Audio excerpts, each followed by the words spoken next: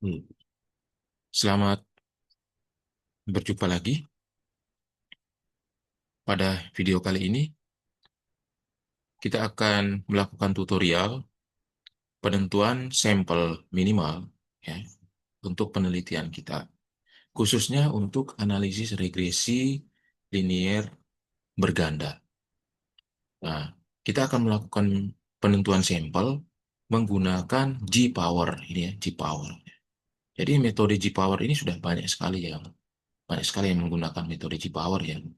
Nah, jadi biasanya kan kalau kita untuk menentukan sampel itu kan biasanya kita menggunakan misalnya kayak Lemso atau Slovin gitu kan. Nah, kali ini pada video ini ya kita akan melakukan penentuan sampel itu menggunakan G-Power, menggunakan G-Power. Nah, khususnya kita akan melakukan penentuan sampel minimumnya itu ya untuk analisis regresi linier berganda. Oke, tidak usah berlama-lama lagi, kita akan buka saja G-Power-nya. Nah, lalu di bagian tes family ini, kita pilih yang F-test. Nah, mengapa kita pilih yang F-test? Karena eh, kita kan menggunakan regresi linear berganda. Nah, di dalam regresi linear berganda itu ada yang namanya pengaruh simultan. Nah, pengaruh simultan itu biasanya menggunakan F-test. Nah, karena ada pengaruh simultan tadi, maka kita menggunakan tes familinya F-test. Kita juga bisa menggunakan t-test sebenarnya. Cuma t-test ini itu untuk parsial gitu ya, untuk pengaruh parsial biasanya digunakan. Jadi kalau kita ingin tahu pengaruh parsialnya itu, penentuan sampel untuk pengaruh parsialnya itu kita bisa menggunakan t-test. Tapi kalau kita menggunakan yang F-test itu kita ingin tahu kalau pengaruh secara simultan beberapa variabel prediktor atau variabel X itu atau variabel dependen itu kira-kira sih kita butuh sampel berapa minimalnya. Seperti itu. Nah, jadi kita pilih yang test family, lalu ke statistical test, kita pilih yang linear multiple regression, yang fixed model, R square deviation from zero. Nah, ini. Jadi kita gunakan yang ini. Kalau teman-teman lihat, itu kan ada juga yang linear multiple regression, fixed model, R square increase. Kenapa kita tidak pilih yang R square increase saja? Kenapa kita pilih yang ini? Nah, kalau kita pilih yang R square increase, itu artinya, ya, itu artinya kita ingin memperbesar nilai R square-nya dengan cara menambah jumlah variabel prediktornya. Nah, jadi kalau kita ingin menambah jumlah variabel prediktornya, kita menggunakan ini, linear multiple regression fixed model R square increase. Nah, itu. Nah, biasanya penambahan jumlah variabel prediktor itu kan dipengaruhi juga karena itu tadi, mungkin R square-nya kecil gitu kan, lalu ingin ditingkatkan nilai R square-nya, ya mau tidak mau kita menambah variabel prediktor atau variabel independennya seperti itu. Nah, itu. Jadi, karena tujuan kita bukan untuk meningkatkan nilai R square ya, dengan menambah variabel prediktor, jadi kita gunakan ini saja.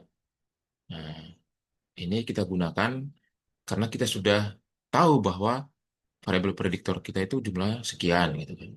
Karena kita sudah menentukan bahwa variabel prediktor kita, variabel prediktor kita jumlahnya sekian, maka kita menggunakan yang ini, linear multiple regression fixed model R square deviation from zero. Nah, lalu kemudian type of power analysisnya kita menggunakan yang a priori ya. Nah, a priori ini maksudnya apa? Maksudnya eh, kita itu menentukan sampel itu sebelum kita melakukan penelitian ya. Jadi sebelum kita mungkin sebelum kita membuat kuesioner, sebelum kita menguji validitas, sebelum kita menguji hipotesis, kan kita harus menentukan sampel dulu kan. Nah, itulah yang disebut dengan a priori. Kita menentukan sampel sebelum kita melakukan penelitian bahkan ya. Sebelum kita membuat kuesioner, sebelum kita menguji validitas dan reliabilitas, sebelum kita menguji hipotesis, nah kita harus menentukan sampel. Nah, itulah yang dinamakan dengan a priori ini. Nah, jadi kita menggunakan type of power analysisnya adalah a priori gitu ya. Nah, lalu di bagian input parameter itu ada yang namanya effect size. Nah, effect size ini ya kita harus menentukan kita mau effect size-nya itu seberapa nilainya. Nah, di sini itu ada tiga kriteria. Ada yang small, ada yang medium, ada yang large. Nah, kalau kita menggunakan yang small, nah, pasti nanti jumlah sampelnya tadi tidak akan sama dengan kalau kita menentukan yang medium atau large. Sudah pasti itu ya kan? Pasti. Nah, kriteria F-score ini sendiri itu eh, di, dikeluarkan atau dicetuskan oleh seorang ahli yang namanya Cohen kalau tidak salah. Jadi Cohen itu membuat penentuan effect size yang kriteria. Nah, itu adalah kriterianya itu adalah small, medium, dan large. Seperti ini. Nah, di sini saya menggunakan yang medium saja ya, yang 0,15 medium. Lalu untuk alpha error probability, ini maksudnya taraf signifikansi lah maksudnya. Taraf signifikansi, nah di sini yang saya gunakan itu yang 0,05.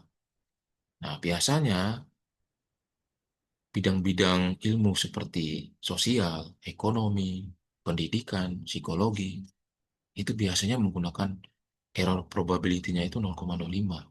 Ya. Taraf kesalahannya itu 5%. Gitu ya. Tetapi kalau yang bidang-bidang eksakta atau bidang-bidang kesehatan lah misalnya, itu biasanya error probability-nya itu sekecil mungkin. Jadi mungkin bisa 0,01 gitu, atau 1%. Ya. Mengapa bidang-bidang kesehatan itu error kesalahannya harus 1% gitu ya? Karena mereka bekerja mengurusi manusia kan, mengurusi nyawa manusia. Jadi memang tingkat kesalahannya harus sekecil mungkin gitu ya. Maka biasanya dalam bidang kesehatan itu kesalahannya, error probability-nya biasanya kecil. Biasanya mereka menggunakan 1% gitu ya, atau 0,01. Lalu untuk powernya ini bebas ya, mau gunakan berapa berapa gitu ya, 0,95 apa 0,80 atau berapa. Nah, di sini saya menggunakan yang 0,95 ya. Lalu untuk number of predictor. Nah, misalnya kalau teman-teman itu punya misalnya dua variabel independen misalnya, ya teman-teman masukkan di sini dua. Kalau tiga, masukkan tiga. Gitu. Nah, di sini saya contohkan yang dua saja ya. Jadi saya menggunakan dua variabel independen atau dua variabel prediktor. Nah, setelah kita sudah masukkan semua, lalu kita calculate. Nah, ternyata total sample size-nya itu 107. Jadi minimal sampel yang harus saya dapatkan ya dengan efek size segini, lalu error probability-nya segini, powernya segini, dan number of prediktornya segini, itu sampel minimumnya adalah 107. Jadi, saya harus bisa mendapatkan sampel itu minimal 107 atau lebih. Tidak boleh di bawah 107 gitu. Ya, tidak boleh di bawah 107. Harus minimal 107 atau di atas 107. Nah, seperti itu ya. Oke, demikian saja video kali ini untuk penentuan sampel menggunakan G-Power dalam analisis regresi linier berganda.